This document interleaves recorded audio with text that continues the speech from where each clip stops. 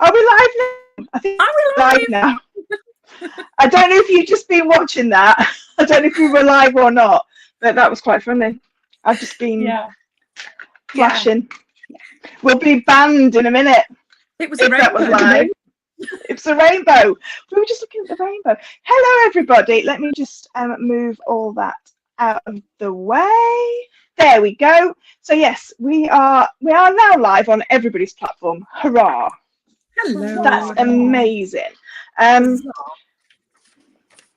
Let's have a see who's watching. We've got Jan and Francis so far. Hopefully you didn't just see us messing about. We were just saying that we will film those bits. Hi Jill. How are you all? Wait a minute, I'm on the wrong. There we go. I can see now. Are you on the right one now? Right. I'm on the right one now. Thank you. So I just need to get the Trello board up. 1 second. Hello, Jan. Hello, Francis. Hello, Jill. Hello, Mari. Or Mari? Oh. Tell me if I'm wrong. Mari? Oh, Mari from Texas. Hello. Yeah. I'm just getting the thing up. That's what. Yeah, we didn't think of that. We were too busy looking at the rainbow. She's in charge of all the buttons. Hi, Heather. Hi, Heather. Hi, everyone. Hi, Sandra. Hi, Sandra. Hi, Jan. Hi, Jill. Hi, Francis. Hi, everybody. Have I missed anybody? Hello. I hope you're all right. I'm just going to have a drink while you're all saying hello. We sound super organised, don't we? We were just chatting for a few minutes before coming live, and it all got a little bit licentious and chaotic. So welcome to Janet, to 74 Hair and a phone number, and Alison. Welcome to the social for July. Right, just see what Jill's just said. I've been procrastinating for the last 2 hours related to the bracelet. So, welcome. If you've never met us before, we haven't got our names on. Let me just let me just pop our names on. We know who we are. We are disorganised, but not that disorganised. There we go. So if you've never met us before, you can see who we all are now. So let us know as well where you're watching from, if it's from myself, Relax and Craft YouTube, or Jem's, or Katie's. You're all very, very welcome. Sounds like Mari. Ah, right, Mari. Is it Mari? Oh, a beautiful name. It sounds like Mary, so it's like Mary. I'm guessing it's Mary. Oh, Mary. Okay. I'm still trying to make it different. Right, so who wants to go through what we're going to be doing today? Because we've got some exciting things to do today. Right. We have indeed. I have not got my running order. I've got my running order. So shall I go through what we're doing today? What the sort of like general gist of everything is? So we're going to be starting with our challenge that Katie gave us. So in actual fact, it was Jill Houghton that actually set the challenge. And just on that point, if you have got a challenge that you would like to set us, you can do so either in this live stream or over on the I.C.E social, which is on Facebook, which is an open group. Just go ahead and join, and then pop in there your challenge. So this month's challenge was to make with a graduated rondelle strand, and we couldn't just restrand it. So that was our challenge, and to be honest, it was a little bit of a challenge. Now, me and Katie were on I was on a Relax and Craft with me yesterday, and I was talking with Katie, and I sort of like gave away the secret of why graduated rondelles aren't that clever to be made into jewellery. So a long time ago, I was chatting with somebody who cuts gemstones for the industry, and I said to him, why do you do this? Why do you give us graduated strands? They're very difficult to work with. They're predominantly really difficult to work with. And he went, they were never made for you to work with. And I was like, what do you mean? And he went, they were made so we could show the buyers all the different sizes in one gemstone. And then somebody went, oh, we'll have those.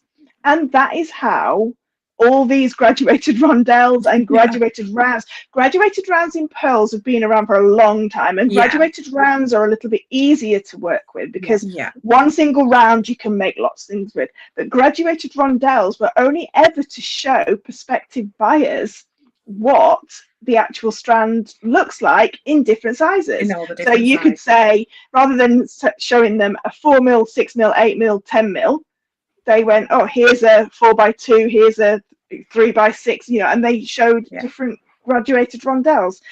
But then obviously they have become mainstream, and we need to know how to work with them. So we were all given a strand, thanks to Katie, who found 3 graduated rondelle strands and sent them to us.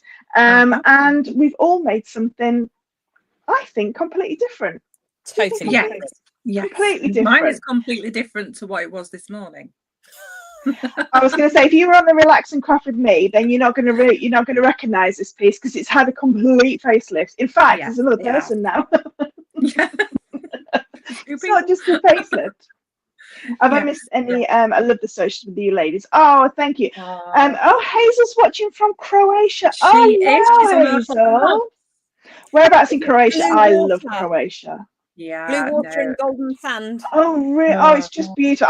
I love Dubrovnik, and we're going on holiday next year, and we're staying in Dubrovnik, and then we go to Kotor in Montenegro as well. Can't wait.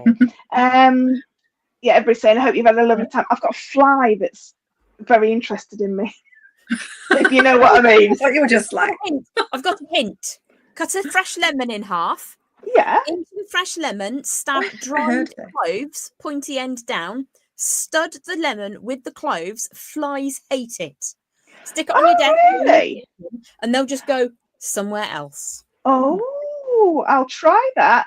I did try these spiders that, you know, spiders don't like conkers. And my mum, I mean, I don't mind spiders, but my mum doesn't like them, so I got her some conkers and I pierced them, and then she phoned me up. She went, "You're gonna have to come around," and there was a great big spider sat on the top of the conker. So I was like, "Oh, that didn't work." I could have supplied the strands. So Jill could have supplied the strands. So Jill's obviously got a lot of these strands as well. Angelina's watching from Relax and Craft. And Cindy's watching from the USA, Miami, Florida. From Miami. We have to do the weather check.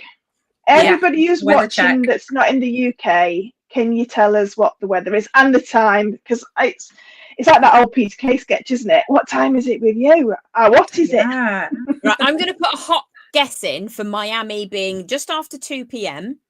Okay. And it's going to be 89 degrees. That's my hot guess. Ooh. That is quite warm, actually, isn't it? Yeah. Hazel's just outside Dubrovnik. Hazel, how hot is it? Let us know. Make us jealous. Conkers don't work. I try that too. Yeah. Apparently, flies don't like cinnamon or spearmint. Right. That's good to know as well. Would like us to possibly make some of the challenges in tutorials. So we'll take a look at that. I know I will be making mine in a tutorial, but obviously last you guys. Challenge was a tutorial. My other challenge from last month, that's coming out in a Relax and Craft box, that I will make the ring holder into a challenge. Into a tutorial. Hi Jem. Yes. Oh, but it feels like 103. What's 103? Is that about 38? It's hot. Very hot, isn't it? More hot than I can be bothered with maths, like 38, 39, silly 40 degrees. I don't know. So Pat's watching from is that New York? Northern Carolina, maybe? Northern Carolina. North Carolina. North Carolina. Sunny and 99 degrees. Wow. And 2:09 p.m. So you were about right. So we're in the afternoon. Oh, fantastic. Wonderful. 28 degrees in Croatia, and it's 8 o'clock. 28 hot. When you're next to the that is hot. Dip your toes in. So the challenge is to do that. So we'll show you what we've made in a second, and then we're going to do some mini demos. So all three of us are going to do a mini demo, and it's going to be on like work hardening wire or texturing wire or along those lines. Yeah, definitely. Yeah. And then the last bit is the educate bit. where Katie's going to tell us all about hallmarks. I'm going to read my notes that were put together by myself. And I'm just going to show a bracelet. No, we're not. We're going to educate. No, we promise we'll educate. We are going to educate you. We have the information, and we will. I've got a book. I've done my research. Yeah. Debbie's got 92 degrees, which is equivalent to 33 1/3 Celsius. Wow, in Louisiana. Yeah. Oh wow. That's quite hot as well, isn't it? Although it does get to about 30, we can get to about 33, 34 in this country, can't we? I think the last time we were live, it was pretty hot, wasn't it? Oh, it was very hot. We were melting. Let me tell you a story about the summer of 2018 or 2019 when we had 42 degrees in this country. Yeah. That was the day that I was doing some role play for a company that prepared people to go out into places that weren't quite so friendly, and I was dressed head to toe in a burqa. Oh my goodness, that must have been degrees. Oh wow, it was really, I really just melted. I get completely useless by about 24, 25 degrees, and I can't function unless I've got water, unless I've got like a pool or something like that. I just can't function. I'm just rubbish. Water. Good to about 27 degrees, and then paddling pool will do it, but definitely my feet need to be in something chilly. Yes. Oh, thank you, Jan. Jan's just said, could you all please give us a little bit of love? The more you like and share this live, the more YouTube will sort of like help push it out, and we can find like-minded wonderful jewelry makers that want to come and make jewelry with us and hang out with us once a month. So iSocial is once a month. It's the last Monday of every month. I don't know what next month is. I'll work that out in a minute, or one of us will. But we're here, but we are always active every single day on our Facebook group, aren't we? We are. We certainly are. I'm just finding the date. Sometimes we educate on there. Sometimes we do funny stories on there. Sometimes we just ask what you're making as well on there. And we like you to be as interactive as well, if possible. And that goes out to everybody watching. Please go and join our group. So, have you got the date? 25th of August. 25th. Let me just write it down. Because we're all of that age as well. Yeah, that's something. We've all got something in common. We're all of a certain age, aren't we, ladies? Oh, yes. I've forgotten it already. 25th. Bank holiday. I thought you said 28th. Oh, it's 28th. 7 p.m. 25th of August. So that would be 2 p.m. East Coast. Fantastic. Where it goes Isabel's the same. Confusing with Central Time and Mountain Time and then West Coast Time, and my brain just explodes. So I can only work it out to East Coast. Sorry. Oh, I don't even know what the time is here. Oh, do we sing Happy Birthday to Heather as well as Mojo then? Oh yes, it's Mojo's birthday today. Yes, let's sing Happy Birthday. Are we ready? 1, 2, 3. Happy birthday to you. Happy birthday to you. Happy birthday. Happy birthday to you. There you go. I can't hear you properly in my earphone. Right, we're not going to be the next Supremes. You can tell that, can't you? No. We've not got enough beehives. No, we haven't. No, they were the only trio girl band I could think of. What's Atomic Kitten? They were another one, weren't they? Yeah. 3 ladies. Eventually, there were 3. Trying to think of a song. Who were the ones that did the Shores? I can't remember. No, that was All Saints. There were 4 of them. No, there were 4 of them. Yeah, no, we can't do it. No, we're going off. We're going on our own now. We're available for all weddings and everything else. That you want people to leave. Yeah.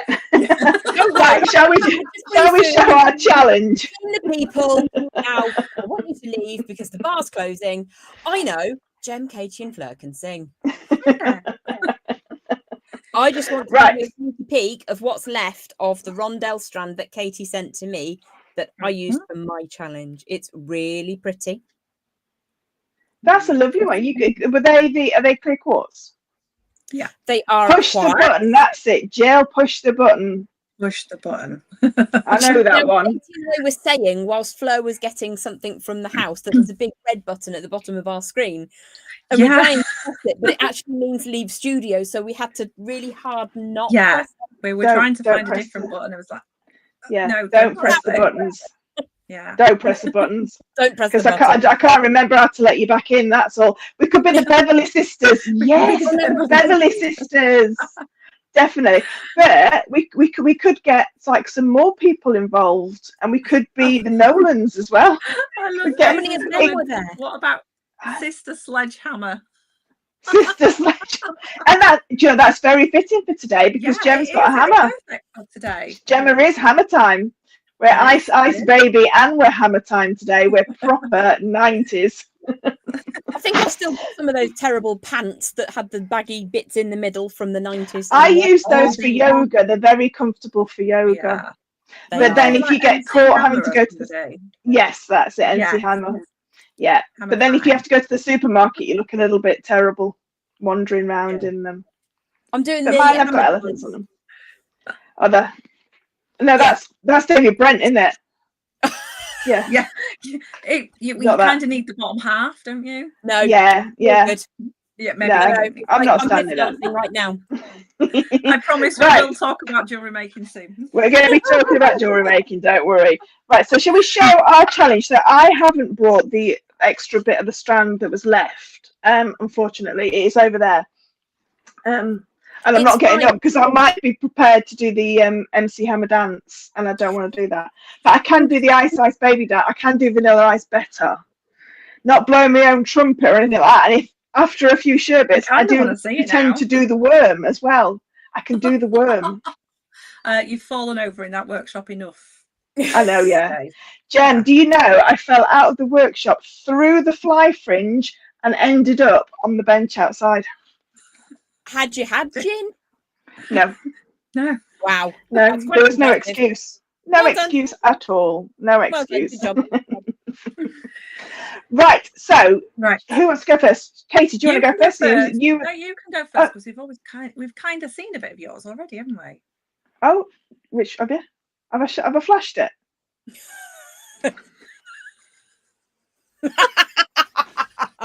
If you were here at 6:59, your jewellery. Yeah. So I did two. I did two different versions. So I used the strand that Katie sent me, and then I found another strand to show you something else. So this is a let me just hang on a minute. Sorry, ladies. There we go. There we go. This is just the graduation of the rondelles through with just some little spaces in between, just to show that they can just like punctuate and graduate as well, and how they bring the eye down. It's a bit on the wonk, isn't it? Hang on a minute. There we go. So it's just some little connectors with some clots. And then I've done this on monofilament, and I've just gone through the crimp bead a couple of times just to keep it nice and secure. And I used a bead spinner actually for the first time in however long.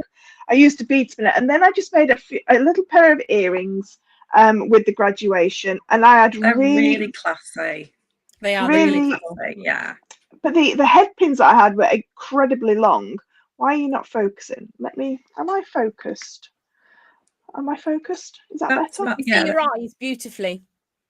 And so again, I did those, and I did a little swirl on the top to finish off the head pin. And then I did a ring holder, and this is the one that I'll do the tutorial on. So this isn't my design. I didn't design these ring holders. These have sort of like come out in the last couple of years. So they're designed for you to, if you want to go, if you don't want to wear a ring, but you want it on you, then obviously you can wear it onto a necklace. So it's just a horseshoe of metal, very thick metal. And then all I did was I made my own little head pins by hammering some sterling silver wire just to flatten it out a little bit. And then I just used 3 different rondelles. But the way that these work is, let me show you on this. So you tend to put it over one side, if I can see what I'm doing. I'll just lift it up like that. You put it over one side, and then you feed all of the doodahs through, what they're called, dangles.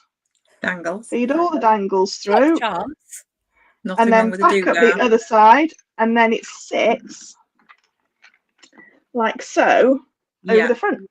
So you can just pop it on. So if you're washing up or you're doing something in the ring but you want to keep the ring on, then that's how they work. So I'll do a little tutorial on this, but like I say, they're not my design. These have been around, somebody designed them, and if I can find the person who designed it, I will give them the credit as well. Who's going next, Jem? I shall indeed. Yep. So I had a strand of beautiful faceted white quartz that was double that, and I chose to just use 3 of them. However, the fact that they're very different sizes, you could repeat the design over and over and over and over again. So I made a little pendant utilizing some different sized and different color material washers, and then made this sort of chandelier design to hang them from. You could do the same for mini earrings as well, and have them all for that.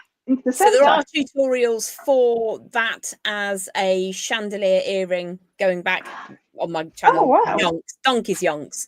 But I've not done it as a pendant quite like that before. So I thought you can see the 3 different rondelle sizes in there, and they're kind of punctuated by that hammered metal. And I shall be doing a mini tutorial a little bit later on, showing you how the different metals require slightly different treatment to get that little dimply effect. Fantastic. Right, Katie, are you ready, my love? I am ready. Let me just bring Katie across. There we go. So I've got some very nice. Extreme earrings. They're very long, but the graduation starts sort of bigger at the bottom and then comes up to the top.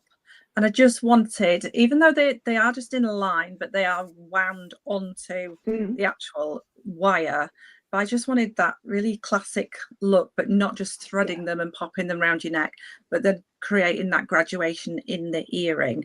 So, but that goes into what we've talked about last month as well, about mirror imaging designs as well, and how obviously that is a definite one side and the other. That's beautiful. They're gorgeous. Very elegant. I love an earring. They're really dramatic. They're like, woo. Now, I don't have a particularly long neck myself. Yeah, well, you could make them to any length you want. If you put your hair up and you put a long earring in, some people will say that having long earrings doesn't help you, but I think it really does. It elongates what you're looking at. Yeah. So it's like a long line necklace with a tassel. Yeah. That elongates the center of your body. It was a strand of this length, so you would have some left, so you could make a simple pendant, just that little wave. Yeah. You could make a ring that's just got that wave in the front, so it will go sort of a long way and really match up all your designs. Yeah. Absolutely beautiful. I love all of those. They're absolutely gorgeous. So if anybody has another challenge for us, then obviously let us know, because you can see we've made 3 very different styles of jewelry as well, and we've used them all in completely different ways that I'm sure if you've got any strands of graduated rondelles, and that doesn't matter if it's a very dramatic graduation, because Katie's design would work with that, Jem's design would work with that, and the one that I did as well, if it's a very gradual design like the 2-strand necklace, it still shows how you can use all of those different. So grab those graduated strands out, and if you are going to make something, please pop it on the group, so you can, we can see it, and we can see what you're going to make. Tiny I.C.E challenge. Make one up. I don't care. Just stick it in the group. We'll run with it. Perfect. So Isabel's got one for us. Tiny coin beads that are faceted. So I know that Katie Parker's got something coming up that uses those, and obviously I've got a workshop starting on Friday that's got some coin beads in it. Yeah. But I've got a lot of coin beads actually. So we could do coins. Are you up for coins? Yeah.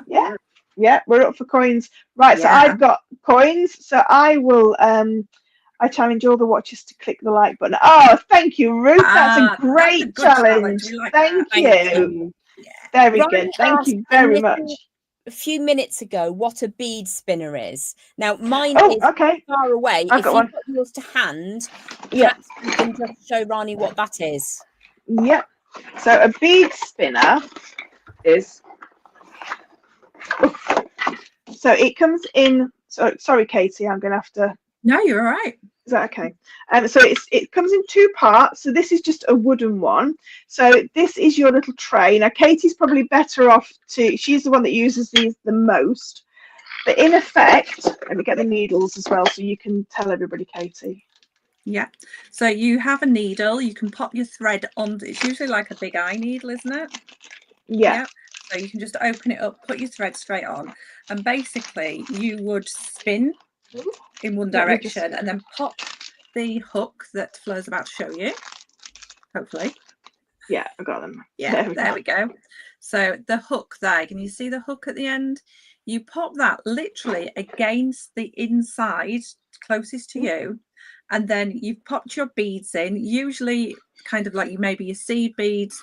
Your size 8s, size 11s is usually the best one to use, and you spin, and basically the beads jump up onto that needle, which has got that hook, and then they're going to come straight down and onto your thread. So you'll spin it a lot faster than that. You'd use the top to kind of spin it, hold it, and they all pop on. But you can also use this for knot thread. You can use it for wire. So if you maybe use some 0.6, make your little hook on the end of it. I usually cut it at an angle, so it actually makes sort of the end of a needle.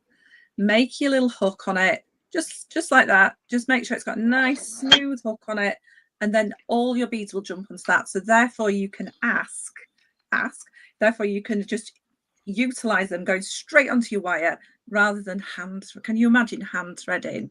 Like I haven't got any here at the moment, but I've made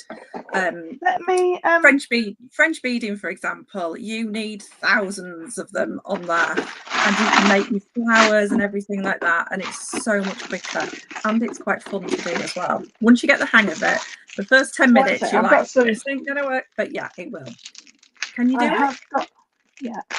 So while Fleur is setting that up, I'm going to explain to you why I was smiling, because it looked like Katie was doing the captain's voiceover of when you get into the plane, and Fleur was being the stewardess saying, and the emergency exits are found here, and the lights will come on and you go that way. It was just in my head, that's what was happening. So if my face was doing stupid things, it's because my brain was doing stupid things, and now you're in there with me, and sorry about that. Yes, I've done a Christmas wreath, making a little Christmas wreath out of them. Jill's just pointed that out. Yeah.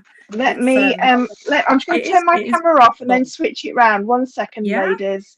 Do the old switcheroo. Wait, 1 second. Ooh, I just chucked something straight at you then as well. She'll be back in a second. Where are is that has my thing gone as well? You're a blank screen at the moment, love. We're just filling. Yeah. Now in my head, it's the soundtrack from the Unexpected. Right. So I think it's upside down, but you get the gist. Don't worry. So let me just move that out of the way. So if I just use the needle, have I just lobbed the needle somewhere? They're quite fine, are those needles? Yeah, please don't stand there barefoot. I've got this one here. Oh, I found it. It was attached to the chainmail. Of course it was attached to the chainmail. So I've just got myself some little bits in here. So all I'm going to do is just spin. Oh, now I'm not an expert. You've asked the wrong person. So what I would do is I would hold it with the hook, the point of the hook facing towards me, and the hook sort of on the side, and they jump on. But if you get it just at the right angle, they literally fly up the it's quite exciting when it happens. It is for me anyway. You can get electric ones as well. You can. Right. You can. Here we go. Look, so you can see. So you can see just by they just spinning jump it up, around. And then once you've got a few inches on, just turn them down the thread and keep going. Beautiful. So that is your bead spinner. Very simple. Very simple. Right, I'm just going to switch myself back off 1 second. And she will be back. Let's Phil. Phil. We are slightly mad today. Yeah, sorry about that. I don't know quite what it was. Yeah. There, I'm back. Right. I'm back. Right, why is that gone like that? There we go. Right, there we go. Let's put us all back level pegging. There we go. Hello. I should have left it there for the demo, shouldn't I? Oh, never mind. I'll move it innocent. I'll move it while everybody's out the your mat for a second. Yes, I will need to sort. Who's doing a little demo first then, and then we're going to explain what our demos are about. Yeah, I'm happy to start off. Yeah, Jem will start off. She'll explain the reason for our demos. Yeah. Yeah, and with Jem's demo, if you're listening through headphones, you may want to take them out. Yeah, just be mindful that this might get just a little bit noisy. That's all. Noisy. So let me just switch route to the other one. And what we're going to do is change the surface of a copper washer. Just going to find a good one. There we go. I am going to be hammering let me just move the microphone over a little bit, but it is going to get a tidgy-widgy bit noisy. Now, with the piece that I made for today's challenge, I used 3 different materials on my washers. So I have got brass, I've got copper, and I've got steel. There's a video coming up in 2 weeks' time about the differences of those materials in much more detail. But let's just say copper easy, brass nearly easy, stainless steel hard. There's a lot of science behind it, and it's to do with the ductility of the material. Now, I am not a science guy, so I'm not going to try and explain that to you. There are a couple of different ways that you can work harden metal, wire, sheet, or in my case, washers. I buy these in massive boxes of 140 washers, all in different sizes, and it's really, really cheap.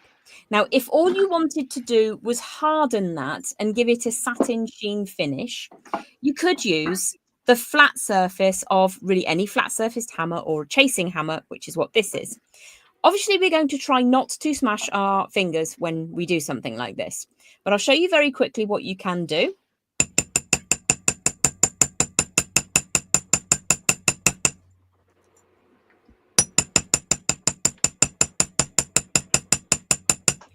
All we've achieved here is a little bit of a satinized finish. On the back, there'll be more of a satinized finish because my steel block has a satin grain to it. And what you're doing is you're smashing it down with your hammer just to get a little bit more of that pattern on there. What I like to do with washers is to use the ball side of my hammer. Now, again, you can just go to the garage and take a ball peen hammer if you want to. It's the ball side that we're going to work with. And I don't know if your parents or if you yourself or anybody in your family ever collected all of the copper pots and crock pots and things that were hugely collectible in the 70s and 80s, all made out of copper, but they had this lovely dimpling effect.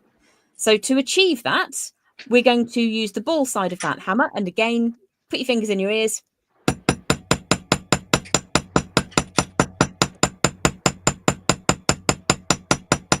I'm not going to go over and over, but all I want to show to you is how easy it is to cause that change on the surface of this metal washer. Now, this is copper, really, really easy place to start out. If you do want to get into hammering metal, it's a great stress relief.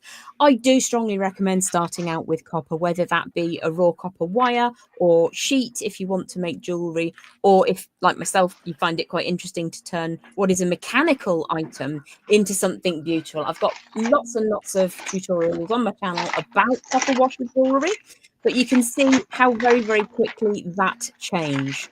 So just to show you very quickly that you can change the surface of your metal in a couple of different ways.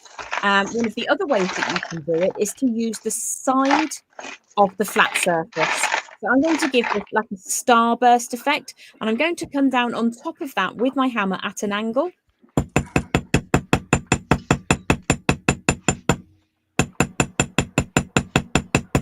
Now, I like to think of this as the myriad of comets, because that's what it looks like. I like that. If you were doing a strip of wire that you were going to turn into a ring, or a strip of metal that you'd cut, and I used to make a lot of this jewelry years ago, take a strip of copper and then you would strike down in the same orientation all the way along that strip. It looks like tree bark. It's really beautiful. Yeah. I was just about to bring this over to just the same sort of thing. Old form. So you can see that what Jem's just been saying about those lines on the riveting hammer, you can make a really lovely pattern with it as well. Gorgeous. Absolutely can. So this is really all I wanted to show you today, that if you have one hammer and one block and a box of washers, and these are the washers that I got in a box. I've used loads of them. It's almost time to restock because I've used all of my favorite sizes. They're dead cheap. You can get them from a hardware store for about £6 or £7, or you can find them on the internet if you can't be bothered to go to the hardware store. They exist out there. And don't forget, I was just about to say, you'll spread them as well so that you can make them a bigger surface area. You absolutely can. This is one way that you actually want to be changing the surface of your material. Katie in a moment is going to show you how you can achieve work hardening without changing the surface overly. So what I would do is I'd probably have one side with dimples, one side with that starburst fashion, and as Fleur mentioned just a moment ago, it will spread as well size wise. So and if you don't have a hammer with a sharp edge on it, then you can use like a chisel as well and just hammer that into it, as long as you don't hammer too hard, because you'll damage the structure of the metal. So what we're doing, ideally start off with the ball side, because it'll give you an opportunity to learn how the material is going to change under your control. So what we've done here is we've made that a bit harder. Yep, for sure. I mean, I wasn't going to bend that washer before I hammered it anyway, but you will be able to feel the difference in that material. And that's really interesting when you start either moving into working with metal jewellery. If you've been beading or crocheting or something else and you want to work with metal, it's a really useful technique to get to grips with, because it teaches you about the tolerances of what you can achieve. Because you know when you go too far and it goes sneaked and it's gone. So that's what I did for my challenge. On the front it's dimples, and on the back it's the starburst. So I'm going to hand you over now. Fantastic. So shall I go next? Is that okay with everybody? Absolutely wonderful. I shall just get myself back over here. Fleur will just swap me over in a second. I'll do a bit of a dance. I don't know where Fleur's gone. Where has Fleur gone? Has Fleur gone? Fleur disappeared. So we can't. Okay, I'll just feel for a second. I can swap. Will it swap? Let me just try while she's. Can I swap? Let's have a look. I think I can swap. I can swap. Can you see that? Yes. Yes, it'd be ideal if you were larger, though. It would be ideal. Let's just see if she pops back. She's obviously lost internet connection just for a second. I'm sure she will swap. I'll explain what I'm going to do and then I'll do it. Hopefully by then she is back again. So I will do the full tutorial for these, but I wanted to talk about the work hardening of the wire, because when you've got something like this, you don't want, maybe like you might have little ones, you don't want them to grab your earring and then it be bent or anything like that. I have used a very strong gauge of wire already, because this is 1.5 millimeter wire, so it's a good strong gauge. So it's pretty, it's pretty tough to start with, but I can just bend it if I wanted to, and that's really no good for your piece of jewelry, because you want it to have a good life to your piece of jewelry. So just while we wait, Katie. So this is a copper wire. So Lovely. Again, like you've just used copper. It's a silver plated copper wire. It's your 1.5 millimeter. You could make these in any length you wanted. Just while we're waiting for hopefully to get a little bigger camera, I'm just going to go through how I've made this wiggle. So you can basically, all I've done is put a simple loop on the end, make sure it's a lollipop and not a P or a 9. And we'll go through that in the full tutorial. And then what you want to do is, if you've got these, which I do like to call nom-noms because they go nom nom nom nom nom, I do have little words for my tools. So if you don't, yeah, Katie appears on the small screen. I know at the moment we're just waiting, hopefully, for Fleur to pop back in. I've got my notifications turned off. So do you want to just check that she's not messaged you, Jem? I'll just check to see if she's anywhere.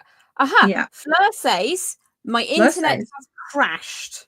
Oh, so dear. I'm going to just type, how can I help? And Katie's going to carry on talking. That is fine. I'm very, very sorry that it is in the tiny screen, but I'll do the best I can, as close to the camera as I possibly can. So for this, I'm going to use this tool, but you don't have to use a tool. I'll show you a different way as well. So these are bracelet forming pliers, and basically they have this nylon inside of this lovely curve, which is perfect for making your bracelets. And you can see there I've just applied a little bit of pressure and I've got that first bit of the curve. If I keep it over the black, you should be able to see there. Yes, I am going to be using the Whizzy Woo on the actual, I will explain what that is because I've said it now. I have a tool that I like to call a Whizzy Woo. I'll explain it when I get to the end in a second. So everybody's thinking she's absolutely crazy now. So once you've made one curve, you're going to turn them round and make the curve in the opposite direction.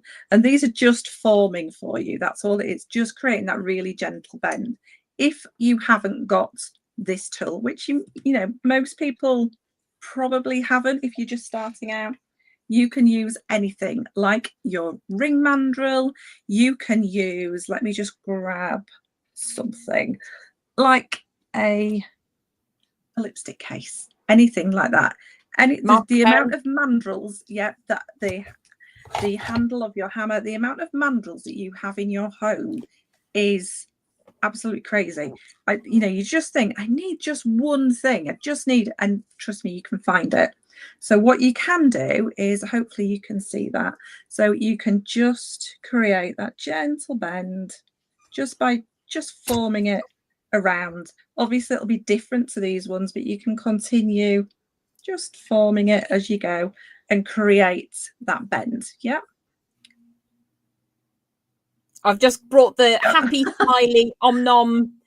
These are the ring forming version of what Katie's working with, which will make those smaller ones if you wanted shorter bends, shorter earrings.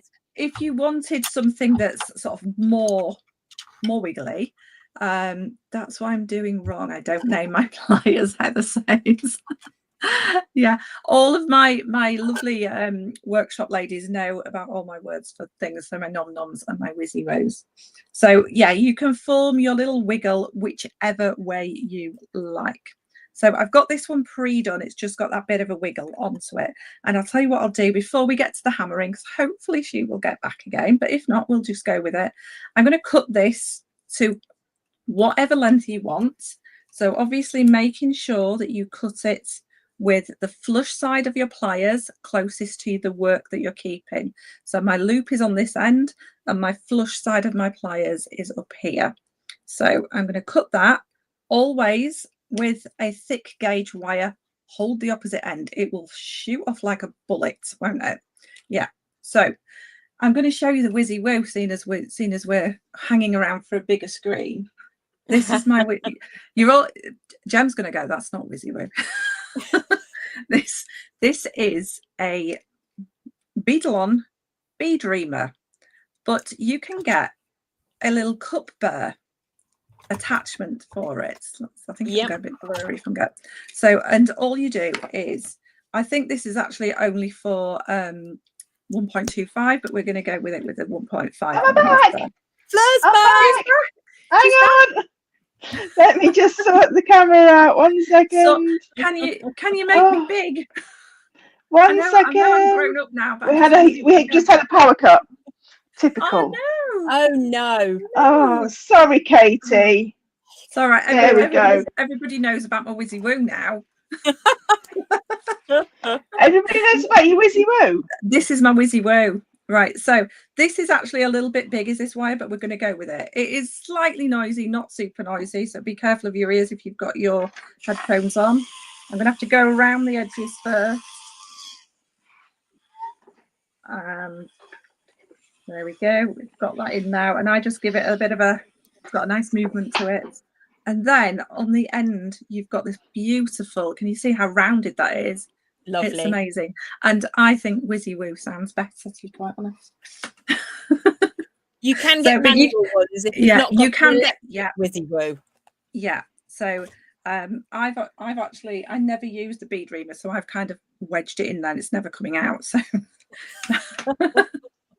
so it gives you a really nice finish, and I use that for all of my earring ends. I think it's absolutely fabulous.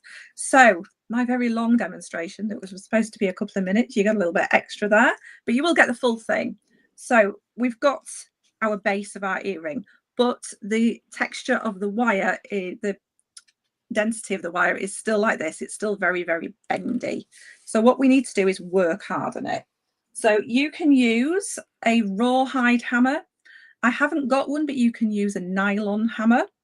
I've got 2 rawhide hammers. I've got this one. This is quite lightweight, so I probably wouldn't use this. You could use this, but it would take a little bit longer with this one because this is quite a lightweight one. This one's got a little bit more weight to it because it's got all this lovely steel and copper in it, and this is the rawhide. You can see it's quite well used. So what you need to do is make sure you hold it nice and firm. I'm hammering onto a rubber block, not onto my steel block. You can hammer onto the steel block, but you will get that little bit of flatness on the other side, so on the underneath. So all I'm going to do is a little bit of hammering again, not quite as loud as Jem's, but just be careful of your ears. And what you're going to do is you're going to hammer away and keep working on it. Whatever happens, it's not going to flatten because you've got this amazing rawhide, the rubber underneath, and you're just going to keep going until you're happy with how hard it is. Nothing is going to, it's like the most, nothing's going to change to the wire. So it's not very sort of a visual demonstration. I didn't think about that, did I? Also, make sure you're holding your hammer right at the end. If you've got a nice weighty hammer like this, let the actual hammer do the work. So let the hammer come down, let that weight come down on it. Because if you actually are hammering and moving your hand like this, you'll end up hurting your wrist, hurting your elbow. So that's, you know, just be very, very careful. You're going to turn it around and carry on. I'm sorry, everything on my desk is going crazy now. And make sure you again turn it over and do the other side. Also, what this will do is if you've got, like at the moment there, can you see that there's that little bit of bend in it? It will straighten everything out for you as well. So, and it'll lay nice and flat when we're finished. So now it probably would go a little bit longer, but now it's a lot stronger. I can't bend it very easily. Like this one here, even with just the very slightest, it will start to bend. So I would work hard on it for a little bit more than that, just to make sure it's super strong. But that is how you work hard on your wire and retain the lovely roundness of this wire. Obviously, there's different shapes of wire, but this is nice and round. So there you go. So is our Fleur all right now? I'm back now. Yeah, sorry about that. We had a power cut, but it's back now. So it's the joys of living in the sticks. So I will do the full demonstration with adding the gemstones with this beautiful rose quartz for you, and that should be available next week. So if you're ready, Fleur, are you ready?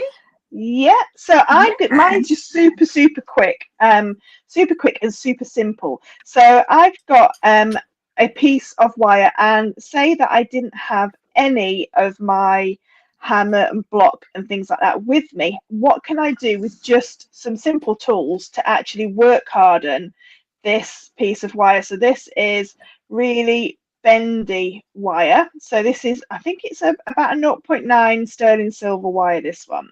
So the first thing that you can do, obviously, if you have your nylon jaw pliers, is to straighten the wire. You can just go and straighten it. Now, it's not work hardening it, it is just straightening it. To actually work harden a piece of wire to make it super strong, what we need are 2 pairs of flat nose or chain nose pliers, and we're going to hold either end. Now, obviously, I would take the time just to straighten this a lot better than it is. It's a little bit straighter now. So get it as straight as you can with either your hands or your nylon jaw pliers. And then to actually work harden, you're going to twist each end of the wire. And what we're doing is we're starting, if you remember, we talked about the crystals and the molecules in the actual wire themselves and how wire is made up. By twisting it, can you see now? That is really no longer flompy. No longer flompy. Oh, I like that word. So this now is very, very work hardened. So you can see it'll still bend, but you're not actually putting any texture in it because you're not twisting it. All you're doing is where you're holding the ends of the wire, it may just need a little bit of a tidy up with a file or something like that. But you're not twisting any of the wire. All you're doing is you're making the core of the wire harder. So you can see there how that now has got bounce to it. Whereas before, if I'd have done that, it would have just bent. Yeah. It would have just bent. So that is, if you have a piece of wire and you're like, I need one more piece of wire to finish my project and it's a little bit manky, how can I make it nice and straight and nice and work hard? That is the best way to do it. So just get 2 pairs of something to clamp the wire in. So either I always use 2 pairs of pliers, and then just twist. Just keep twisting, and then to straighten it out, you can always go back in then with your nylon jaw pliers, and there you've now got a piece of wire which is incredibly usable and incredibly work hardened as well. Now, obviously, because this is sterling silver, if I now wanted to relax it, then I could anneal it, which is what we talked about last time. I put some heat onto it with a torch just to relax all those molecules inside. Think of it as like your cheese on toast, and then you're back to square one. You can't do that with plated wire, but this technique works with plated wires as well. It's not just pure wires that it works with. So any bits of wire that you've got in your scrap box which are a little bit like not usable, you can get them back to a usable piece of wire very quickly. That's fantastic, Fleur. Thank you very much. I genuinely I didn't know that one. No, I didn't know. It's a great one. No. Yeah. And it's something that you can do with just the most simple tools. You don't need anything special. You don't even need a hammer. You know, you can just use your basic toolkit for that. Yeah. If you have got a metal block, the other one as well is to roll it. You need another metal block underneath it, but roll it underneath too. You just roll like that. It will roll, and it will then flatten, and it will work on and flatten. Excuse me, I have anvil envy. That is beautiful. Ah, I'm sorry, That's Jem. a cute little one, isn't it? Oh, I feel like these are really nice as well, because you can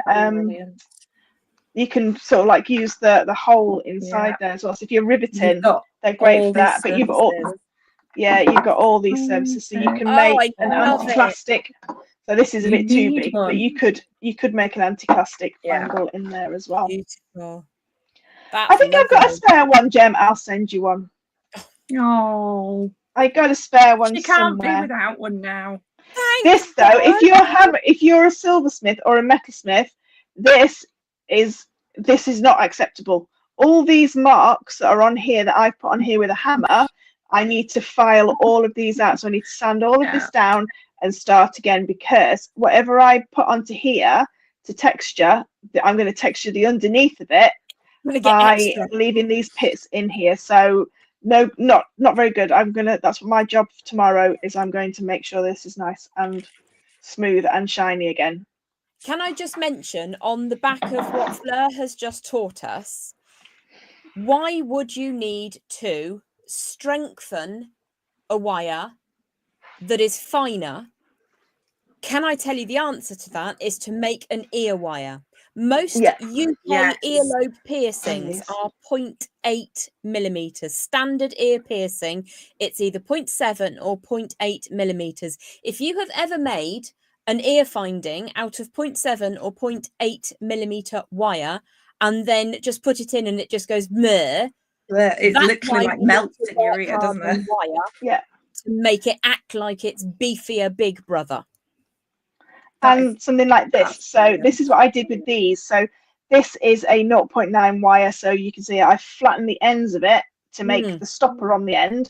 But then what I've done is before I hammered the ends, I actually did the trick with the 2 pliers and twisted. These wires are now perfectly straight, but perfectly round, because obviously we don't want a flat piece of wire and a round drill hole.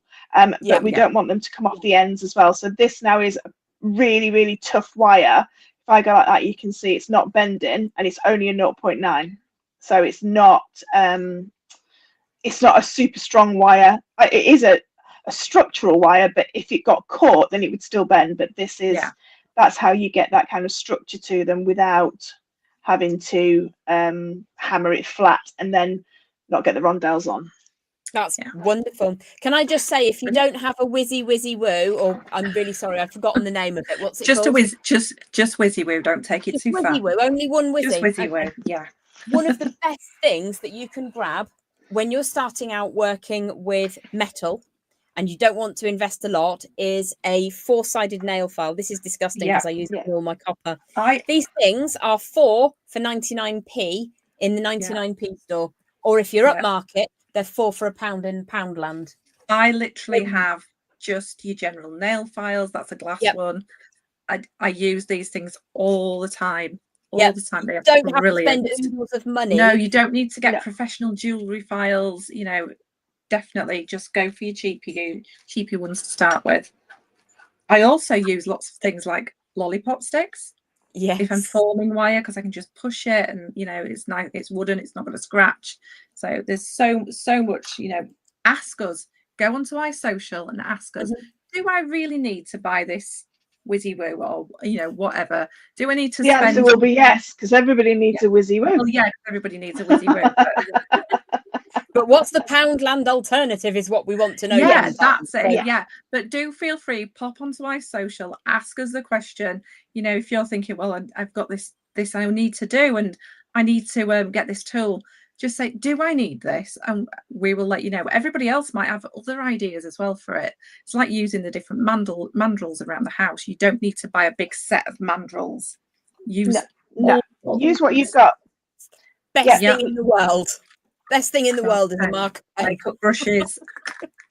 Lip salve. Isabel's asking what I'm going to use to bring this back to life. So yes, I will use a 80 grit sandpaper to start with on my jewel tool, which is a super fast spinning, like a bit like a sander basically. So I will sand it down, and then I will go through so it's exactly the same as doing something like this. So getting these two exactly the same is exactly the same principle. Doesn't matter if it's steel or stone or sterling silver. It's starting at the lowest grit. So I mean, this doesn't need a metal file. So starting at 80 and going all the way through until it's highly polished, like the bottom is. So I'll post that and I'll show you. I'll video it as well, just to get it looking absolutely bone. Jen, that makes my heart hurt. Sorry. I'll get it done. God, I feel like we're all going to get lovely, nice, shiny blocks again. It's because I miss my fingers. I also miss the washer. Yeah. Yes. Yeah. Well, better to hit the block with that than your fingers, obviously. I did one when I was creating a tutorial about 4 or 5 months ago, and it's only just grown off the end. The nail was like an ocean wave. It was quite horrifying. I did something. I did something live on air that was a little bit. I hit a dapping punch into a dapping block and took the end of my finger with it, with the camera on there, and had to try and hide all the gubbins that was in there and was happening. And when I got home, I found the end bit of my finger in my thing. Ouchie. Yeah, that really hurt. But it was quite sharp, so it didn't bleed very much, luckily. Right. But yeah. Moving on. No fingers were harmed in any of these demonstrations. No, we're all fine. We're all good. All fine. How are you? All added bits. Can I just show you this? Oh, I recognise that. I'm very proud of that ring. I made it using Katie's tutorial from the July Relax and Craft box. I had a great time, thank you. And you used, what wire did you use for that weaving? I used wire that was smaller than 0.4 of a mil, which is 26 gauge to our American friends. So it was a 28 gauge. Do you want to see what I made? Do you want to see what I made? Yeah. Are you ready? Yep. Nothing. Nothing, because I've been to... it's my nemesis. It looks really pretty as it is. I made you an amazing tutorial, really detailed, PDF, everything. I want to see this ring. I could make you an Audi sign. You can do it, Fleur. I've made an Audi sign. Challenge Fleur to make the ring. You need one more and you can do the Olympic rings, love. Yeah. Oh, yeah. Right. Are we moving on? Because I sort of like messed everything up with my power cut, didn't I? So this bit is about educating, learning, and these two lovely ladies are going to educate me, basically. Yeah. Well, I don't know about that. We'll try. We're going to try. Okay. I have my notes, but I'm reading them. So we're going to we started talking last month about, we got onto the topic of hallmarking, and people were asking, you know, because obviously hallmarking is something which is prevalent in the UK but not very prevalent for the rest of the world.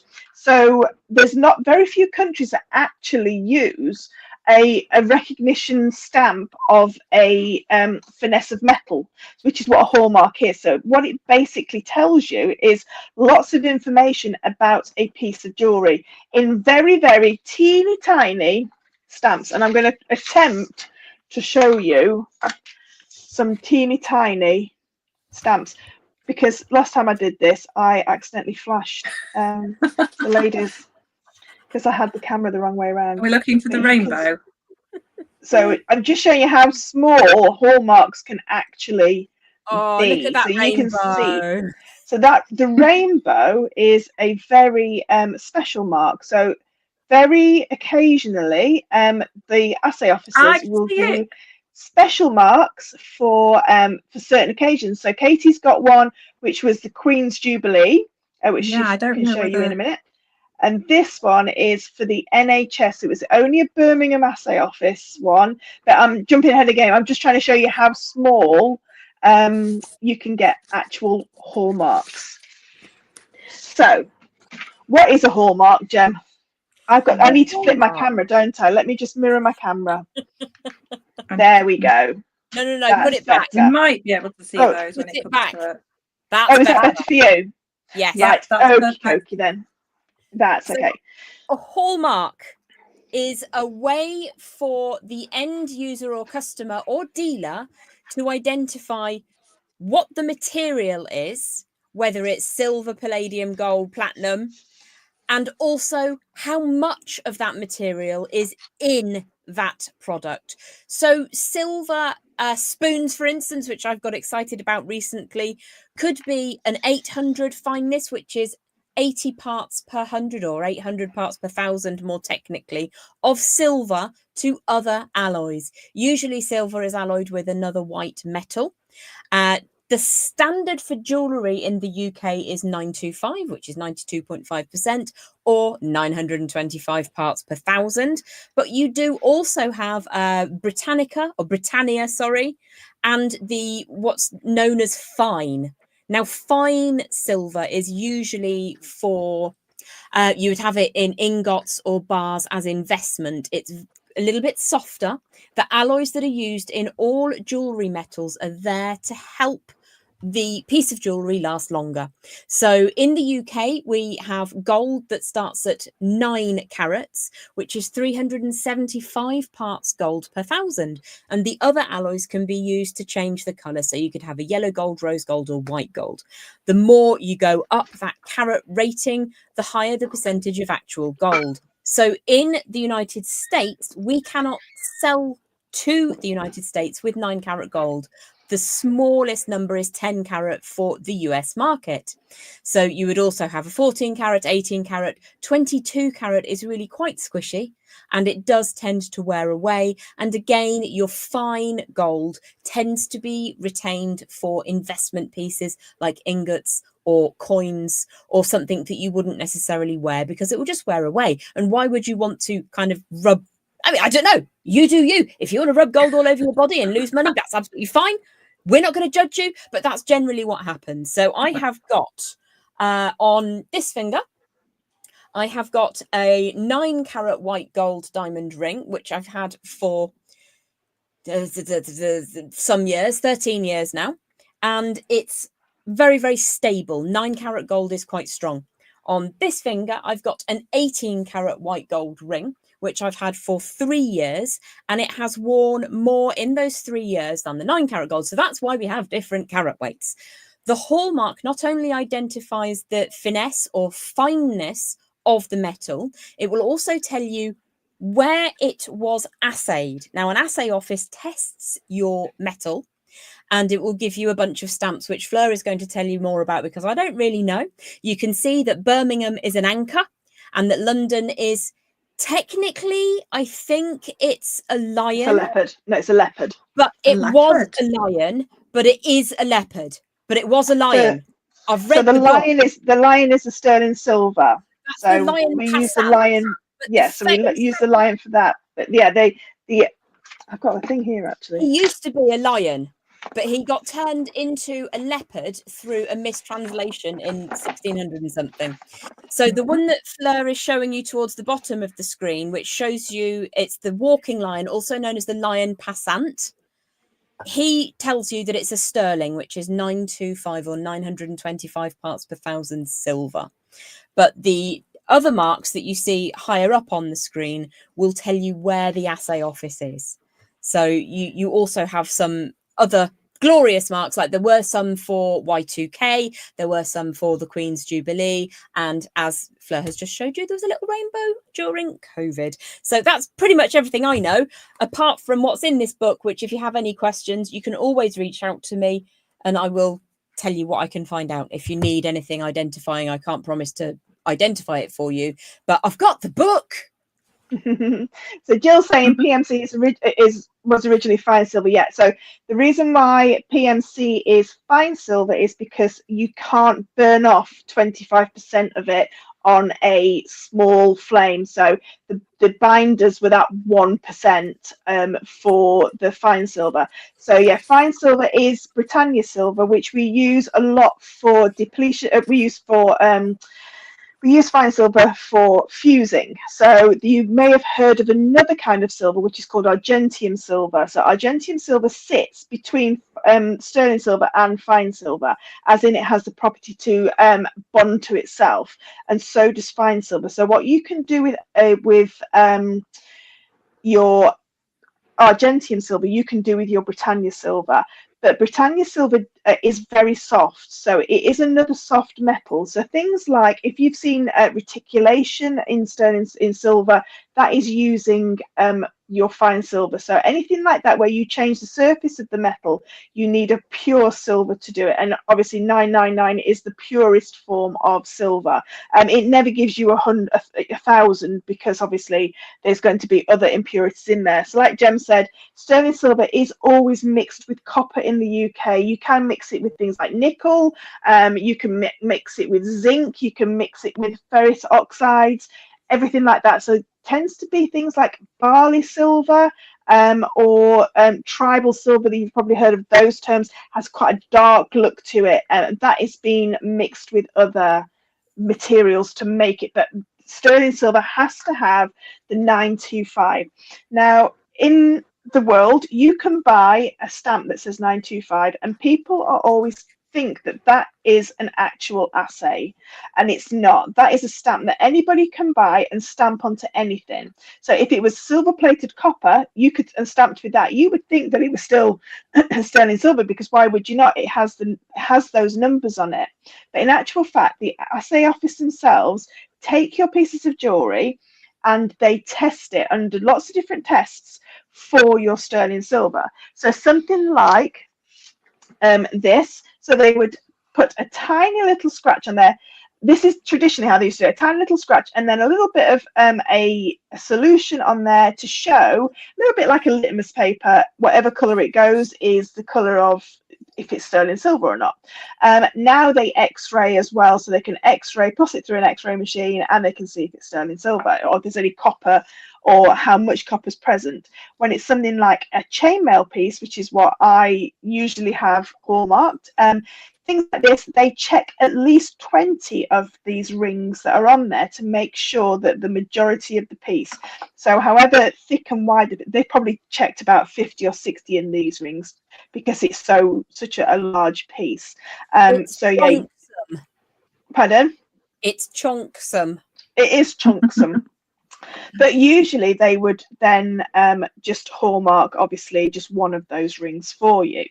So what the hallmarks actually, how the hallmark system works is you send your pieces in with a form. So the first thing you have to do is you have to register for a mark, which is what Jem's got that book there of all the dates and everything else. So if I just show you here at the bottom, you've got letters along the bottom here, which starts, so this one starts at A, which is 2025, and it goes to K, which is 2034. Now, obviously, there are historic marks before this as well. So when I show you this one in a minute, Jem's going to tell us what year I made this and what year it was done. So this was a U. This one's U. Is this Birmingham? Yeah, Birmingham, yeah. So the I'm in London.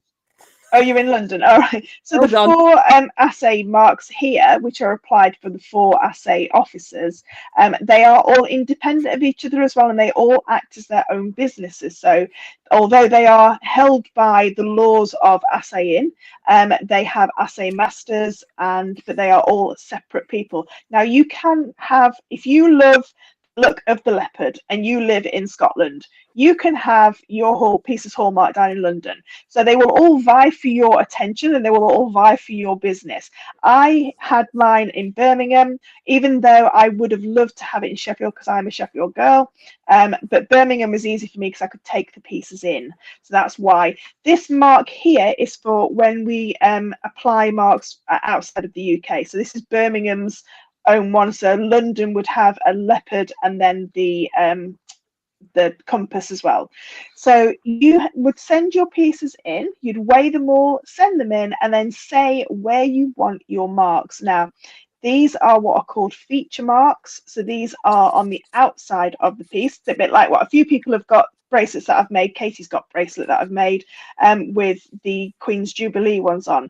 So if let me see how close I can bring it and how much it will think. So you can see when you register, you then get asked for your initials. Now, if you have a business name and you want to be known as your business name, you can use however many initials, 2 or more, 2 to 3 initials, and you can see there's different shapes underneath. So this is what this is, your sponsor's mark. So this sponsor's mark of mine is let me get it for you. So you can see I've got an R, which is in a square, and the N, which is in a diamond, and a C, which is in a square. So I've got this was for rocks and chains, but it's still relax and craft now. So it's the same thing. If Katie wanted one and she wanted Katie Parker, then she would have K and P and choose the different kinds of little backgrounds for it. So every single one is unique. So there will be no other RNC in the country that has got a registered mark that is active registered mark with those 3. So it's synonymous to you. So that is how, when you go on the Antiques Roadshow and they go, oh, that was made by so and so and so and so, they know because they can see that sponsor's mark there. Then the next one that I've got is my finesse. So that is my what is that metal. So this one is 925. And then I have then my, oh no, I don't. Yes, I do. Yeah, my 95. And then I have my anchor for Birmingham. So if you can see the anchor there for Birmingham, I then have my lion for the sterling silver. And then I have the date. Now there is an extra one that you can put on there as well. And I think Katie's yours got the extra one. Mine has got the extra one. So Katie's has got the extra one. Let me so just I've bring got an X, and then I've got the Jubilee one.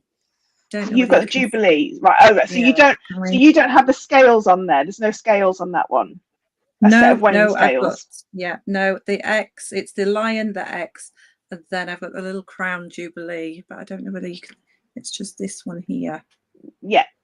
Can you see that's that? That's the little crown. So yeah. So like Jem said, there were specific marks for different assay officers did specific marks. So if I bring back the little rainbow, you can see that little rainbow there with a little heart in the middle. That was for the NHS. So all the proceeds for those marks went to the NHS. But you can actually mark in different ways. So you can see Katie's bangle there perfectly. Now there's two different ways to assay your metal.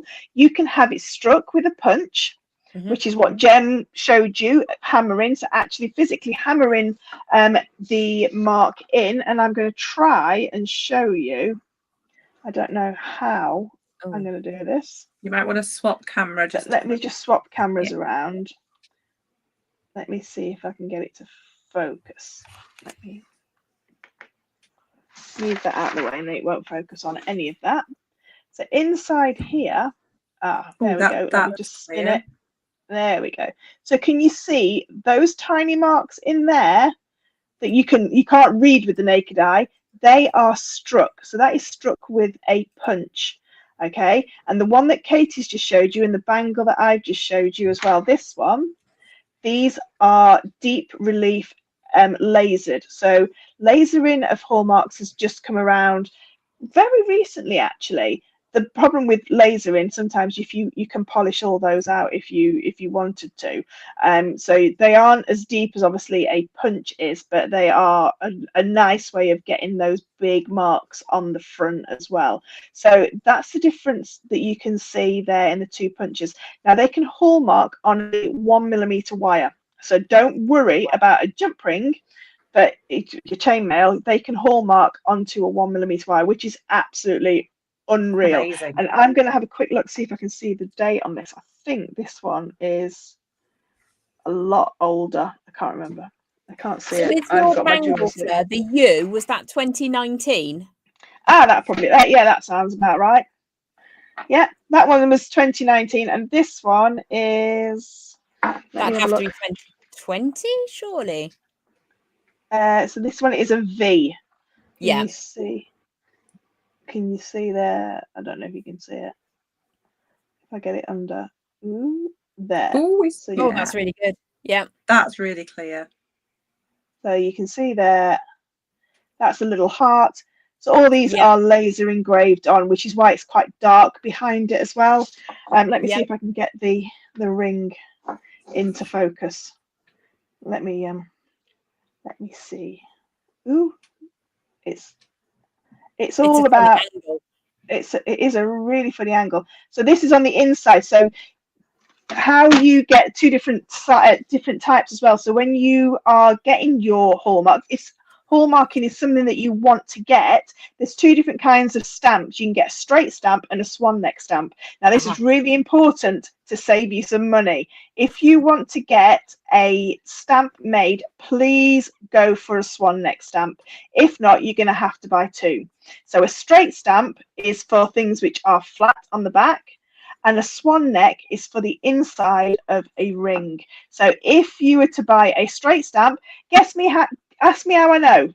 Ask me. You did it, didn't you? I did it. Yeah, I ticked the wrong box. Even though I was told, get a swan neck stamp. No, I don't need a swan neck stamp. Of course I need a swan neck stamp. I'm doing rings.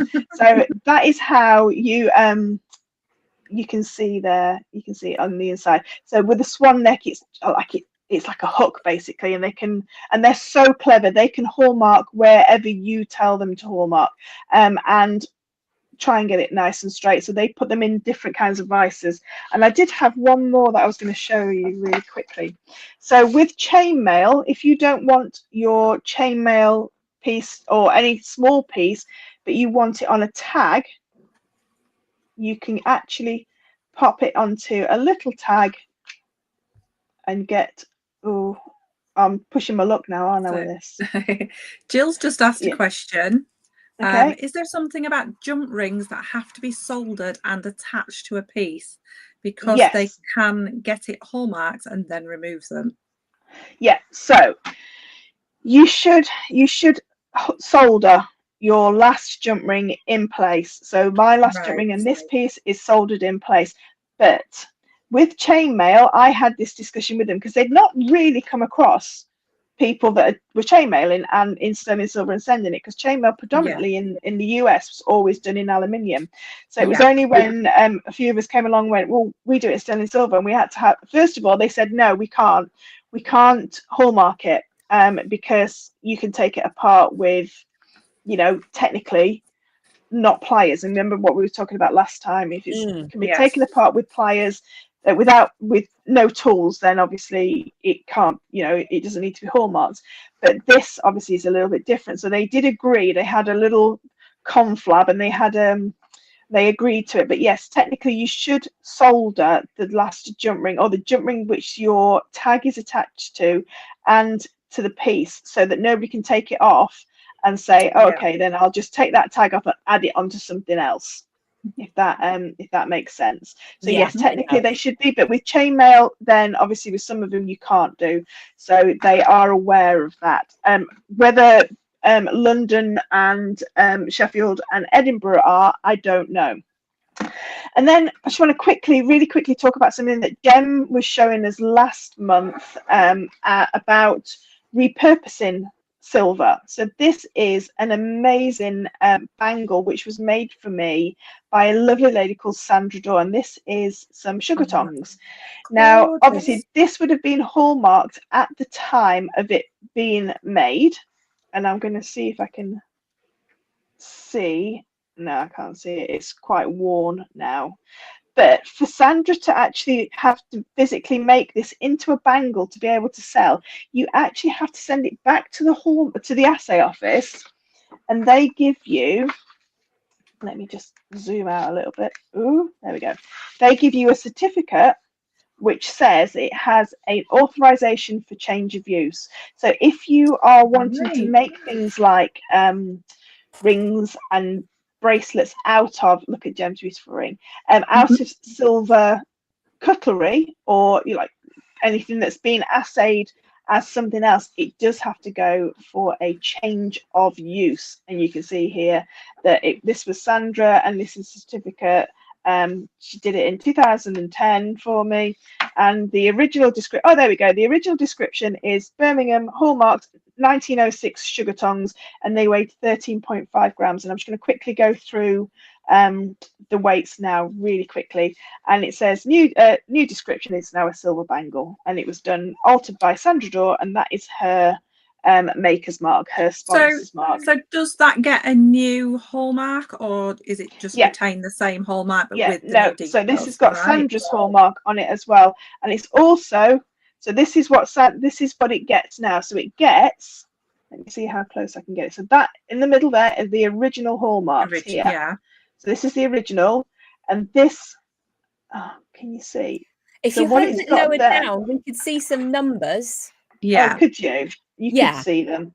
All right, let me just move it down. So it's like a long series of numbers. There you go. So you can see SC, which is Sandra's sponsor's mark, and then you can see some numbers, and those numbers correspond with this certificate. So it's 0077. Yeah. And in here it says 0077. So these two go together. Now, what's really important when you're looking at should something be assayed, should something be hallmarked? Now, my answer is if you have a sponsor's mark, if you've got a hallmark, then I would hallmark everything absolutely everything, because that is your provenance. That is your sort of like gift to the future, that your piece of jewelry can be synonymous to you as long as you keep your registration up for forever, because it's got your maker's mark on there. But a lot of people go, well, I don't want that. I don't want to be able to, I don't want to, this, the cost of it all, because obviously it costs a lot of money to get things hallmarked. Now, these special numbers here, these are your holy grail. So your 7.78 grams is the maximum weight that something has to be before it can be hallmarked. So when it gets to 7.78 grams, it has to legally be hallmarked. So that is quite a substantial amount of silver. So this spinner ring is probably weighs, in fact, I can quickly tell you rather than guessing. Let's not guess. Let's show you properly. So that one weighs 12.4 grams. So you would think that that's okay. A ring like this, this weighs 10.6, but we don't account for the stone. So you would weigh it before you add the stone. Once you've done that, then you can see if it needs hallmarking or not. So they are your sort of like marks. So 7.78 grams. You can get a chunky old ring for 7.78 grams. This is where it starts to get a little bit more that you can't. So for palladium and gold, it's 1 gram, which is a very fine ring, really, really fine. So most things that are made with gold need to be hallmarked, and platinum is 0.5 grams. So as soon as it's got 1 bit of platinum. Now, a lot of people say, well, what if it's got gold and silver on there? They hallmark to the biggest weight, okay? So it would be 7.78 grams, so it would get a silver hallmark, and then it would have plus. And then if this one is more than the 1 gram, it would have 2. But usually they won't put 2 hallmarks on there. It will just put that plus metal. That's what it will say on it.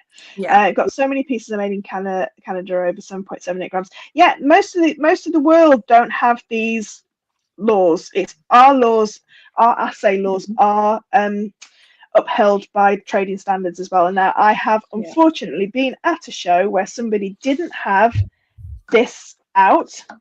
So this is a legal document that has to be out when you're selling your pieces of jewelry, even if they are under 7.78 grams. So even if they're under this mark, it legally has to have it. Now, Sainsbury's was quite famously done for this, because they didn't have this when they were selling sterling silver earrings, which probably were less than 1 gram of sterling silver, but they didn't have this in any of their stores, and they got made sort of like accountable for it. And but I have been where I've been at a show where somebody didn't have this, and all their jewelry, none of it was hallmarked, and some of it was a repurposed silver like this, and they had everything seized there and then. Everything, and so it was horrific.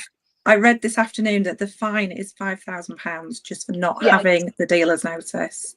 Yeah, so, and they were.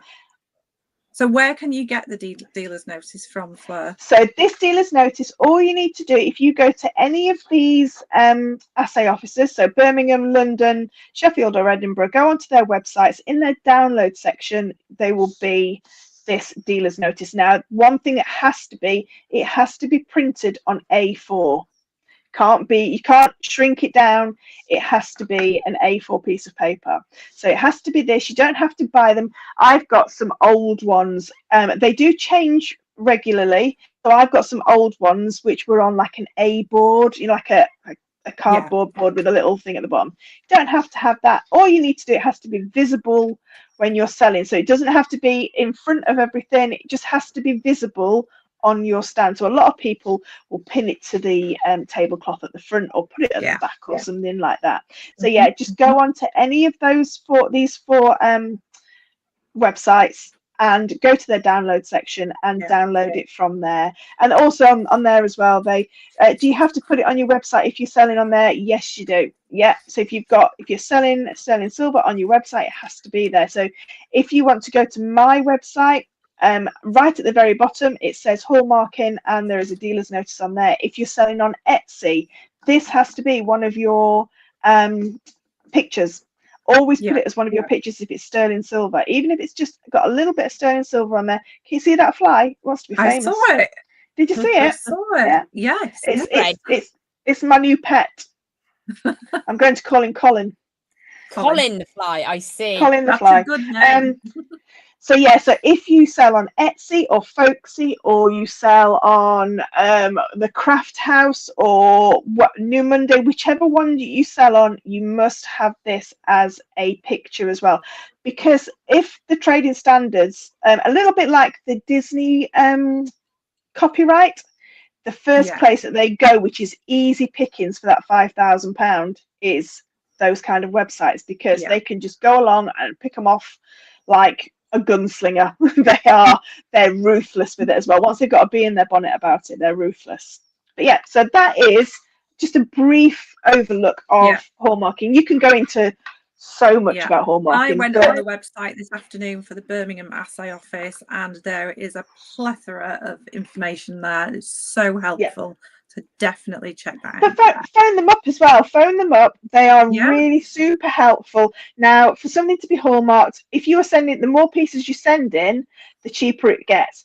But roughly, on average now, for one piece of jewellery to be hallmarked, you're looking at, with your postage and the return postage, with the insurance and everything, you're looking at about 25 quid per piece. The more pieces you send in, the cheaper it becomes. So it's obviously the main bulk of that is your postage.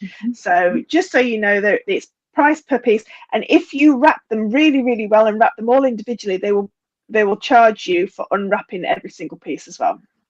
So just so you know, Angelina's just asked, do you still need it if your sterling silver is less than 7.7 grams? Anything that's sterling silver, if you've put that it's white metal, no. But if you're saying that these are sterling silver earrings, which is your USP, it's your selling point, that they're sterling silver earrings, then yes. As soon as you mention the word sterling silver and you don't have this document anywhere, either on wherever, then yes, it is a legal requirement to have your dealer's notice there. I thought you needed dealer's notice if you sell any kind of metal. No, not for non-precious metal. So if you're selling copper, no, you don't need that at all. It's only metal that is deemed to be semi-precious, precious metal. That's brilliant. Okay, Jem, are you still there? I am indeed, my love. Yes. I'm just gonna say, the reason I've got my book here is if you look at the bottom of Fleur's paper there. Oh, sorry, Jem. I've just put you over. Could you see that down at the bottom, your hallmarks for the various years are capital letters on a particular background shape? And in the book I've got, which is older, so from 2000, these are lowercase letters. Now, it's the same alphabet, but what they do going back in time is that it will be different type of lettering. So cycle 4, which goes back to 1849, is capitals, but on more of a square lozenge. And if you go back further, we've got very fancy script lettering, and again it will go through capitals and then lowercase, and this one is square at the top and diamond shaped at the bottom. So even though you've only got 26 letters, that's how it cycles through all of the different years. And if you go right back to the beginning of time, the first known statute governing standards was in 1238. That is how long the British have been hallmarking metal for. And one of the reasons it began, that's our next live, by the way, guys, was because people would strike a piece of metal in, say, silver or gold, and then they would reform it, and that was allowed. But what they'd do is they'd shave a bit off and move that. It would be stamped as a lozenge or a nugget or a coin, and they would say it was the same weight as it was before.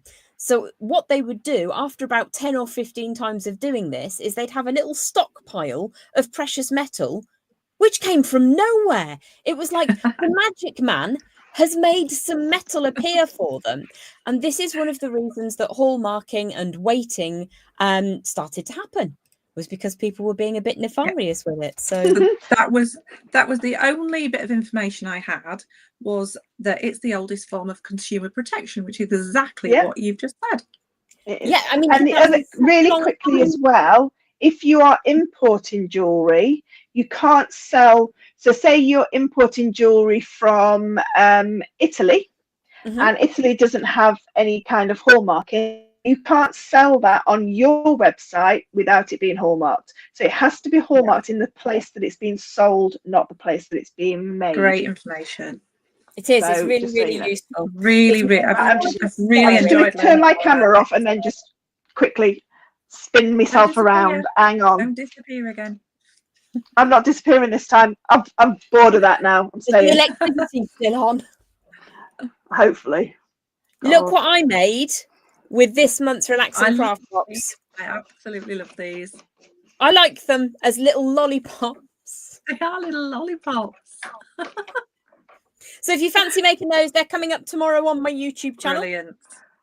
What have you got coming up? I've got lots of workshops. I've had a little bit of a break over July from workshops, and I think I've got either 5 or 6 of them coming up in August. The first of which are starting on a Friday, and it's an evening workshop. Earrings. So I've got 5 pairs of earrings, 5 Fridays in August, and it's going to be fabulous. There are just a few places left if anybody wants to join. And if you just check my website, you'll see the rest of the time. So look at the flash on that. That is that's right at the end. That's right at the end of August is that one. Very nice. You don't get my gemstone though. Sorry. And what are you coming up soon? I seem to think that on Friday something really exciting is happening. Oh, something huge is happening. It's the return of the mystery boxes. So everybody loves the mystery box, don't they? Everybody loves the mystery box. So yeah, they are on the website from 12 p.m. There is only a limited amount. Once they're gone, they're gone. I only do them twice a year. So it's this time of year, and then I do them at Christmas. And then I should be live on Wednesday for my Wednesday night live, which starts at 5:30. Does it start at 5:30? Yeah, 5:30. I start that. Yeah, 5:30. And then the next box on the 10th. And that's me done. The next I forgot to say, a week today, first Monday in August, it's my Facey Live over on Facebook with all the crystals. There will be gemstone strands, there will be carvings, there will be moldavite. If you fancy a bit of sexy space glass, head on over. But we, as a lovely trio, shall be back with you on the 25th of August at 7 p.m. right here on all 3 YouTube channels. Now, if you want to help us just improve our YouTube algorithm reach a little bit, smash like on all 3 videos, please. And if you haven't already done so, give each of us a little follow. Consider a subscribe, because it really helps us to get noticed by the wider jewellery making community. And I'm sure you want to spread the insanity, right? Yes. And also as well, if you see any of us live on Facebook, please share it into the iSocial Facebook group as well, so everybody knows that we're live, because sometimes these little algorithms can be gremlins and they don't like us. So yeah, if you see Jem's Monday Night Live, then please share it into the iSocial so more people can go along and see what Jem's sexy space glass has got. Sexy space glass. Oh, and do you know what the bubbles are inside that sexy space glass? Could be space gas. Alien parts. Alien parts. Well, that's space gas. It's like anhydros. Anhydros have got dinosaur wee in them. Just saying. Yeah. Nobody's writing about it. I'm literally like busting myths open here with facts. Thank you, everybody, tonight for your comments. We will look through. If we've missed any, we do apologise. Thank you so much for being with us. And let us know if you want us to cover any other topics on next month's one, which is on the 25th of August. So yeah, please let us know if you've got any challenges. I know that Isabel wants us to do coins, but if you've got any other challenges, that let us know. And if you want any the educate section on anything else, then obviously let us know. Little coins. Oh, there you go. Look, Kate's got a little what you can do with coins, and obviously I've got the one on the YouTube. Those are from the earring workshop. I'm going to be doing something with a big coin in a couple of weeks. Oh, do you like my coin, my Medusa coin that I got from Mykonos? Isn't it gorgeous? It's got the maze on the back from Crete, the Cretan maze as well, with the Minotaur head. Did you find a Minotaur? Fabulous. No, I didn't. Are you welcome, I wanted to find Medusa. We enjoyed the challenge. Yes, we did. We enjoyed it. No, we did. We did very much. I actually absolutely love making these earrings. So thank you for that. Yeah, thank you. Right. Shall we say goodbye, ladies? I'm going to try and elegantly end the stream, which we know historically I'm not very good at. No. So goodbye, everybody.